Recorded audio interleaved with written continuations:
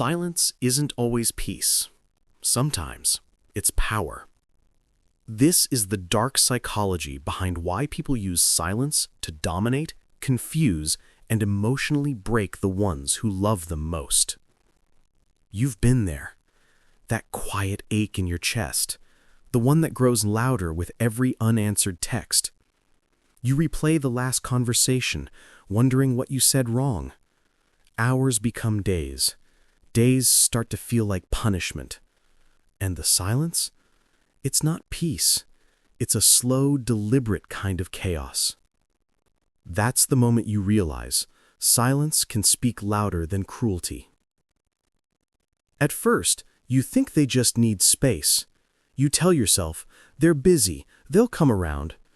But something in your gut knows better. You feel it, that this isn't about needing distance. It's about control. Because silence is never neutral. It's either healing or it's a weapon. And when someone uses it to make you question your worth, to make you chase what you didn't break, that's not communication.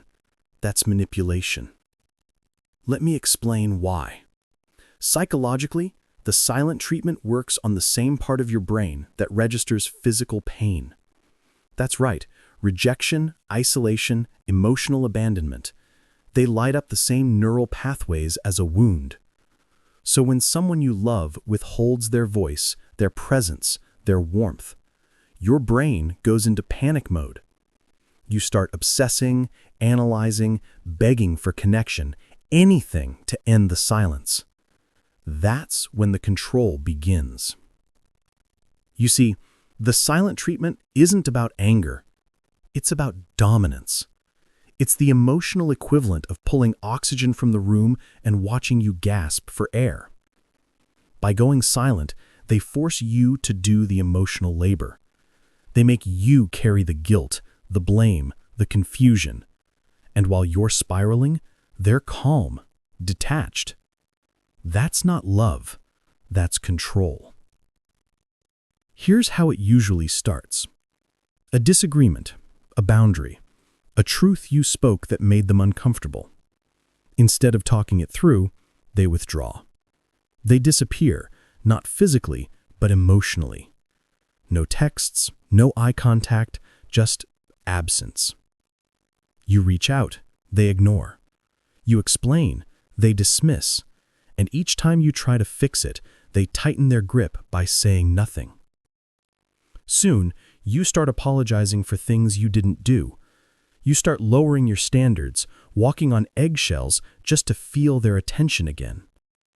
And that's when the shift happens. You're no longer their equal. You've become their emotional hostage. It's subtle, but it's powerful. Because silence forces you into submission without ever raising a voice. It lets them play innocent. I just needed space. But deep down, you know this isn't space. It's punishment. Psychologists call it emotional withdrawal, a form of coercive control often used by narcissistic or emotionally immature partners.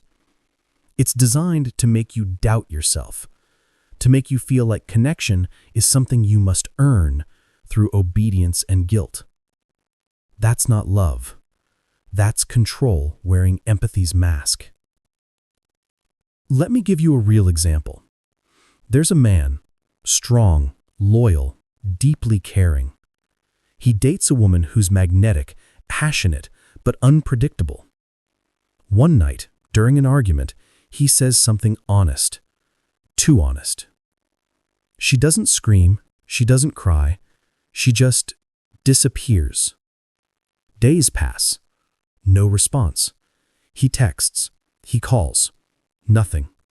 He apologizes not because he did something wrong, but because he can't stand the silence. And just when he's emotionally drained, she comes back. Warm, affectionate, as if nothing happened.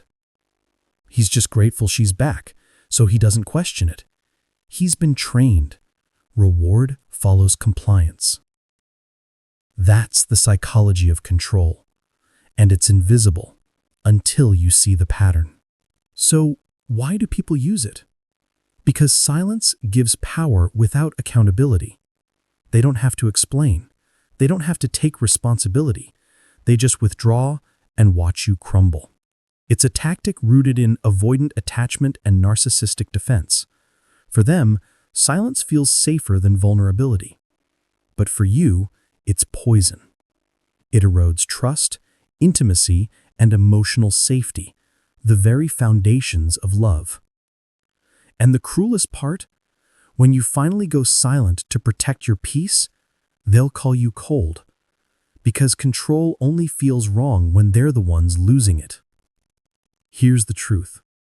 The silent treatment only works on the person who still cares. It feeds off empathy, off your desire to fix, off your fear of abandonment. But once you learn to find peace in your own quiet, their silence loses its power. You stop begging for answers from someone who feeds on confusion. You stop chasing closure from someone who never wanted resolution, only control.